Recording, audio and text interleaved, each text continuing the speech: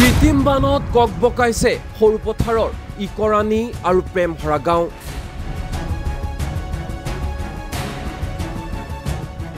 চাৰিওফালে কেৱল পানী আৰু পানী।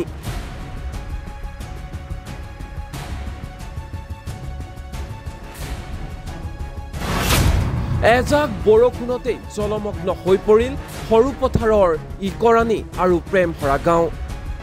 পানীৰ তলত 200 বিঘাৰো অধিক কৃষিভূমি, হাহাকাৰ কৃষকৰ।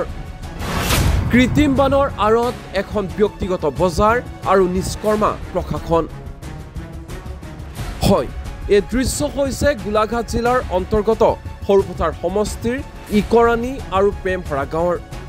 মাত্ৰ এজাক বৰষুণতে চাওক তেনেধৰণৰ এক পৰিস্থিতিৰ সৃষ্টি হৈছে সমগ্ৰ অঞ্চলটোত। পানীৰ তলত ডুব গৈছে পথ, ডুব গৈছে খেতিপথাৰ।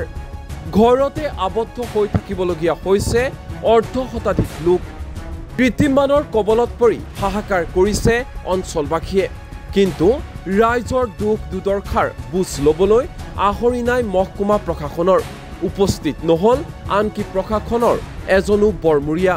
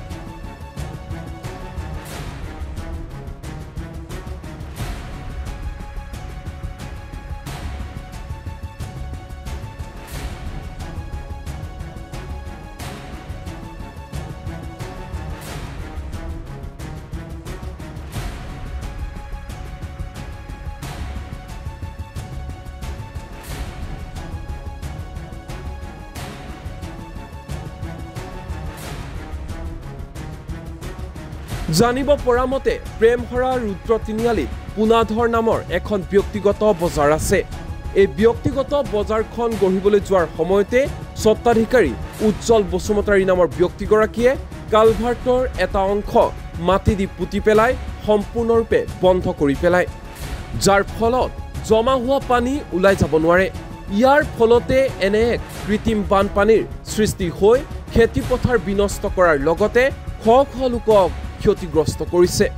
ৰাইজৰ অভিযোগ, ব্যক্তিগত বজাৰখনক লৈ তথা কালভাৰ্টটো বন্ধ কৰি দিয়াক লৈ প্ৰশাসনৰ ওচৰত অভিযোগ দাখিল কৰা হৈছিল যদিও কোনো ধৰণৰ গুৰুত্ব নিদিলে প্ৰশাসনৰ বৰমূৰীয়াই, যাৰ পৰিপ্ৰেক্ষিতত এনে এক ভয়ংকৰ পৰিস্থিতিৰ সন্মুখীন হ'বলগীয়া হৈছে অঞ্চলবাসী। হ'ল কি, এইটো যিহেতু প্ৰেমভৰা ৰুদ্ৰ তিনিআলি আগতেও আমি কৈছোঁ, ইয়াতে এটা পিলাৰ আছে কালভাৰ্টৰ, এটা নাই। এইটো এই কাৰণে হ'ল যিহেতু ইয়াতে এখন ব্যক্তিগত বজাৰ, এইখন বজাৰৰ নাম পুনাধৰ বজাৰ, আৰু তেওঁৰ পুত্ৰ উজ্জ্বল বসুমতাৰীয়ে ব্যক্তিগত হিচাপে এই বজাৰখন গঢ়িব যাওঁতে, আৰ্ট ফিলিং কৰিব যাওঁতে যিহেতু এই কালভাৰ্টৰ বেক ছাইডটো একেবাৰে মাটি দি পুতি পেলালে। পুতি দিয়াৰ কাৰণে যিহেতু তিনিআলিৰ চুকৰ এই জমা হোৱা পানীভাগ সলসলীয়াকৈ যাব নোৱাৰাৰ কাৰণে এই বানপানীটোৰ সৃষ্টি হৈছে, আৰু সৃষ্টি হয় খেতিপথাৰ বিনষ্ট কৰিছে। তাৰোপৰি বিভিন্ন ঘৰত এতিয়া ভেটিত পানী সোমাইছে। আমাৰ ইয়াত প্ৰায় 12 ঘৰ মানুহৰ এনেকুৱা হানি বিঘিনি হৈছে। আৰু কি কাৰণতনো, কথা হ'ল কি, এজন ব্যক্তিয়ে চৰকাৰী এটা বস্তু, সমজুৱা যিটো উপভোগৰ বস্তু, তেওঁ এই কালভাৰ্টটো পুতি পেলালে। এইটো হাতৰ যেন মোৰ লাগিলে। আৰু 2022 চনত যেতিয়া এই পিলাৰটো ভাঙিছিলে বা কালভাৰ্টটো বন্ধ কৰিছিলে, তেতিয়া PWDৰ এক্সিকিউটিভ ইঞ্জিনিয়াৰৰ লগত মই কথা পাতিছিলোঁ নম্বৰটো লৈ। তেওঁ সোধোতে তেওঁ ক'লে এইবিলাক কৰিব পাৰে কাৰোবাৰ যদি অসুবিধা হৈছে। তেতিয়াতে আমি ভাবিলোঁ, ইমান ভাল এটা কথা কয়, সুধিবলৈ যাওঁতে যদি তেনেকৈ ক'লে তেওঁৰ পৰাতো একো উপকাৰ নাপাওঁ, গতিকে কথা পতাটো মই বন্ধ কৰিলোঁ। তাৰোপৰি মই তেতিয়াৰ দিনৰ SDO চিভিল ছাৰকো আমি জনাইছিলোঁ, সমাজ গৈ আবেদনো দিছিলোঁ, কিন্তু কাৰ্যক্ষেত্ৰত একো পৰিণত নহ'ল, একো সুফল নাপালোঁ। এতিয়া আমি দুৰ্ভোগ ভুগিছোঁ পুনৰ যিহেতু উজ্জ্বল বসুমতাৰীয়ে এই বজাৰ পাতিব যাওঁতে নিজৰ মনৰ মতন চিন্তা কৰি তেখেতে এইখিনি পুতি পেলালে। পুতি পেলোৱাৰ কাৰণে বানপানীটোৰ সৃষ্টি হৈছে, আপোনালোকে দেখিছে। গতিকে পুনৰবাৰ আমি ধনশিৰি প্ৰশাসনক, তেওঁলোকে আমাৰ মাই বাপ হয়, তেওঁলোকক আমি বিনম্ৰ অনুৰোধ জনাইছোঁ এই সমস্যাটোৰ পৰা যাতে আমাক অতি শীঘ্ৰে পৰিত্ৰাণ দিব লাগে। যিহেতু এইদৰে পানী থাকিব লাগিলে আমাৰ বছৰ দিনৰ খেতিটো বিনষ্ট হ'ব। ইয়াত খেতিয়ক ৰাইজ, কৃষিজীৱী ৰাইজ আছে, গতিকে তেওঁলোকৰ বহুত অভাৱ অনাটন হ'ব। গতিকে পুনৰ ৰুব লাগিব। এইটো যাতে নহয়, ইমানতে যাতে এই বানপানীটো ক্ষান্ত হয়, সেইটোকে পৰিত্ৰাণ দিবৰ কাৰণে আমি ধনশিৰি প্ৰশাসনৰ বৰমূৰীয়াসকলক অনুৰোধ জনাইছোঁ। কিমান বিঘা খেতি মাটি এতিয়া পানী ডুবি আছে? প্ৰায় 150 বিঘা হ'ব, ইয়াত 150 বিঘা হ'ব। আৰু ইতিমধ্যে তেওঁলোকে সেইবিলাক ৰুই সামৰিছে। আৰু প্ৰায় 12 ঘৰৰ মানুহৰ যিহেতু ভেটিত পানী সোমাইছে, বাৰীত সোমাইছে, পুখুৰীত সোমাইছে। আমি ইয়াতে উপস্থিত কৈ আছোঁ, মোৰো পুখুৰী ডুবিছে, এনেকুৱা হৈছে। গতিকে এইটো যাতে নহয় সেইটোৱে আমি আশা কৰিছোঁ। পুখুৰীৰ মাছবোৰো ওলাই গৈছে আৰু বেয়া লাগিছে, দুখ লাগিছে। কাৰণ কেলৈ এই পুলটো বন্ধ কৰি দিয়াৰ পৰাই বানপানীৰ সৃষ্টিখন হৈছে। কিন্তু বেয়া লাগিছে, মানুহবোৰ বৰ দুখ লগা হৈছে। এইকেইঘৰ মানুহ ডুবি আছে, সেইটোৱে বেছি বেয়া লাগিছে। আৰু এতিয়া এটা কথা, এই পুলটো কালভাৰটো যদি খুলি দিয়ে পানী বহুত টানিব আৰু এই আমাৰ 2 নং প্ৰেমহাৰী তিনিআলি, ৰুদ্ৰ তিনিআলিটো অকণ ভাললৈ আহিব। এই কেইঘৰ মানুহ এতিয়া সোমাব পৰা নাই, ওলাব পৰা নাই। ভিতৰত প্ৰায় পানী এককালেই হ'ব হৈছে। আৰু আপোনাৰ ঘৰটো সোমাইছে? মোৰ ঘৰত মানে নাই সোমোৱা পানী সিমান যেনিবা। আমাৰ আলিটো সিপাৰে খেতি পথাৰ গৈছে আৰু বুৰিছে। আকৌ পুখুৰী মাছবোৰ ওলাই গৈছে, বুৰিছে। ঘৰটো সোমোৱা হৈছে আৰু তেনেকুৱা। আমাৰ সেই পুলৰ কাৰণে সমস্যাটো হৈছে আৰু পুলটো বন্ধ কৰি দিয়া হ'ল। পানীটো এতিয়া যাবলৈ পৰা নাই আৰু সেইকাৰণে এতিয়া গোটেই খেতি পথাৰ নষ্ট হৈছে আৰু লগতে ঘৰতো পানী সোমোৱা হৈছে আৰু গোটেইখন অৱস্থাই নাইকিয়া হৈছেগৈ। আৰু এতিয়া মানুহবোৰৰ সেইকাৰণে গোটেই 2-3খন গাঁও এতিয়া সমস্যা হৈছে। আৰু এতিয়া কি ক'ব আৰু এতিয়া আপোনালোকে কি এজাক বৰষুণতে এজাক বৰষুণতে হৈছে আৰু কি কয় আৰু এতিয়া বুজিছে হয়। পৰা আমাৰ গোটেই ঘৰত এতিয়া পানী দুনি সোমোৱাই এতিয়া বস্তু বাহানি বহুত অনিষ্ট হৈছে। এতিয়া এই বস্তু বাহানিখিনি নি পেলাই আমি অইন ওখ ঠাইত মানে সামৰিছোঁগৈ। সামৰিবলৈ যাওঁতেও বহুতখিনি বস্তু নষ্ট হৈছে। নষ্ট হৈ যোৱা বস্তুখিনি চাউলে পাতে, এতিয়া ধানে চালে গোটেইখিনি তিতি বুৰি শেষ হৈছে। হাঁহ কুকুৰা উটি গৈছে পানীত। প্ৰশাসনৰ মানুহ আহিছে নাই? নাই, অহা নাই। আমাৰ ইয়াত ধনশিৰি প্ৰশাসনৰ মানুহ কোনো অহাই নাই ইয়ালৈকে। কি গাঁও পৰিছে আপোনালোকৰ গাঁৱত? আমাৰ এডোখৰ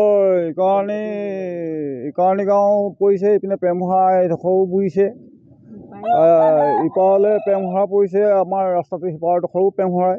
আমাৰ ইকাৰণী পথাৰখন ধাননি পথাৰ গোটেই শস্য নষ্ট হৈছে গোটেই। পানী বাঢ়িছে নে কমিছে? পানী এতিয়াও বাঢ়ি আছে। এতিয়া আমাৰ গৰু ছাগলী বান্ধিবলৈ উপায় নাইকিয়া হৈছে। এতিয়া উপায়হীন এতিয়া। এবাৰ নহয় দুবাৰ হৈ গৈছে। তেতিয়াও মানে এই দলংখন আছিলে যে এইখিনিত, তেতিয়া পানীটো মানে ইমানকৈ নহয় হ'লে। এতিয়া এই দলং উঠাই পিনি হেৰি কৰি দিলে, এই কালভাৰকেইটা দি দিলে যে, তেতিয়াৰ পৰা পানীটো ইয়াত মানে বেছি দিগদাৰ দিয়ে। আমাৰ এইখিনি মানুহখিনিক বেছি অসুবিধা হৈছে এই দলংখন নথকাৰ কাৰণে। আৰু এইখিনিত এখন দলং আছিলে, সেইখনো উঠাই দিলে। সেইখন উঠাই দিয়াৰ কাৰণে এতিয়া এইবোৰ দেখিছে নাই, খেতি পথাৰ কেনেকুৱা অৱস্থা হৈছে, মানুহৰ ঘৰ দুৱাৰ। মানুহ এইখিনিত আমাৰ এতিয়া এইখিনিত 10 ঘৰ 15 ঘৰমান আছে মানুহ। ইপাৰে আছে, আমাৰ পিছ চাইডতো আছে 20 ঘৰমান মানুহ, 40 ঘৰমান মানুহ থাকিব লাগে। আকৌ আমাৰ চোৱাচোন ঘৰটো দেখিছে নাই। মই এতিয়া 70 বছৰ বয়স হ'ব হ'ল, আজিলৈকে মোক এতিয়া ঘৰ এটাও নাই দিয়া। পঞ্চায়তত গ'লেও পাব কয়, ক'তা গ'লে মানে একোৱে নিদিয়ে। কিছুমানে আকৌ পইচাও বিচাৰে, নিদিয়ে। পইচা আমি দিব নোৱাৰোঁ। পইচা যদি আমাৰ থাকিলেহেঁতেন, যদি আমি ঘৰ কিনি ল'ব পাৰিলোঁহেঁতেন, নহয় জানো? আছে নহয় বিচৰা মানুহ। এতিয়া আমি নামটো কৈ দিলেতো আমাৰ ওপৰতে বেয়াহে হ'ব, সেইকাৰণে নামটো নকওঁ বাৰু। এখন কোন পঞ্চায়ত? আমি ৰজাপুখুৰী পঞ্চায়ত। কোনে বিচাৰে আপোনালোকক পইচা? পইচা বিচৰা মানুহ ঢেৰ আছে। আগতে আমাক কেইবাবাৰো তেনেকুৱা কৈছিলে পইচা লাগে বুলি। তেতিয়া আমি ক'লোঁ যে যদি 10,000 টকা আমি দিব পাৰোঁ, তেতিয়াহ'লে আমি যোন ঘৰে কিনি ল'ব পাৰোঁ। কোনে বিচাৰে আপোনালোকক? তেতিয়া আছিলে প্ৰেম বাহাদুৰ আছিলে দেই, ৱাৰ্ড মেম্বাৰ। তেতিয়া এনেকৈ কৈছিলে, তেতিয়া আমি দিম বুলি পইচা বিচাৰিছিলে। তেতিয়া আমিতো দিব নোৱাৰোঁ, সেইকাৰণে আমাক ঘৰ নিদিলে। আৰু এতিয়া দেখিছা না আমাৰ ঘৰৰ অৱস্থা কি হৈছে। এইফালেদি পানীও এনেকুৱা কৰিছে, আমি এতিয়া ক'ত যাম ক'ত থাকিম ভিতৰত পানী সোমাই গ'ল খেতি পথাৰ কিমান লোকচান আছে আপোনাৰ খেতি পথাৰটো আমাৰ আছে এতিয়া ইয়াত এতিয়া মোৰ নিজৰ ভাইটিহঁত আছে গোলাঘাটত সিহঁতৰ মাটি ইয়াতে আছে 8.5 পুৰা দাগ আছে সেইখিনিওতো বৰবাদ হৈছে আকৌ আমাৰে অকল নহয় গোটেই ৰাইজৰে গোটেই মানুহে খেতি কৰে এইডোখৰ এই অঞ্চলটো গোটেই বৰবাদ হৈছে পানী কি গাঁও এখন এইডোখৰ ইকোৱানি পৰে আমাৰ এইডোখৰ আৰু এইখিনিৰ পৰা সিফালে হেৰি পৰে প্ৰেমহাৰা মোৰ কেতিয়া গা লৰিব ধনশিৰি মহকুমা প্ৰশাসনৰ কেতিয়া ৰাইজৰ সমস্যাৰাজি গুৰুত্ব দিব প্ৰশাসনে নে কেৱল ৰাইজৰ বিপদ হলেহে কুম্ভকৰ্ণ টোপনিৰ পৰা সাৰ পায় ধনশিৰি মহকুমা প্ৰশাসনৰ বৰমূৰীয়াসকলে কৃত্ৰিম বানৰ ফলত ক্ষতিগ্ৰস্ত হোৱা লোকসকলক সহায়ৰ হাত আগবঢ়াবনে প্ৰশাসনে ব্যক্তিগত বজাৰখনৰ মালিক পক্ষৰ বিৰুদ্ধে ব্যৱস্থা হাতত ল'বলৈ সাহস কৰিবনে প্ৰশাসনে হেয়াও এটা লাখটকীয়া প্ৰশ্ন সৰুপথাৰৰ পৰা জিতুমণি গোহাঁইৰ ৰিপৰ্ট এনি টক্স